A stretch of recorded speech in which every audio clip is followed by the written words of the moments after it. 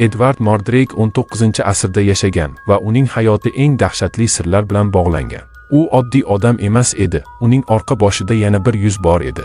Bu yuz hech qanday funksiyaga ega emasdek tuyulgan, lekin guvohlarning so'zlariga ko'ra, bu yuz kulgan, yig'lagan va hatto shivirlab gapirgan. Edvard bu yuz uning ongsiz ravishda yovuzlikka chorlashini aytgan. U kechalari uxlay olmas, doimiy ravishda dahshatli ovozlarni eshitgan.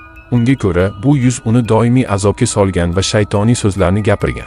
Tibbiy nuqtai nazardan, bu parazit egizak bo'lishi mumkin, ya'ni tug'ilish jarayonida ajralib chiqa olmagan ikkinchi egizakning rudimenti.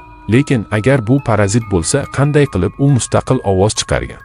Edvard Mordrake bu azoblarga chidolmay 23 yoshida o'z joniga qasd qiladi. Bugungi kunda ham u haqidagi hikoyalar juda mashhur, ammo ayrim tarixchilar bu shunchaki afsona bo'lishi mumkinligini aytishadi. Grigoriy Rasputin tarixdagi eng sirli va ziddiyatli shaxslardan biri. U oddiy rus dehqonlaridan chiqqan bo'lsa-da, qandaydir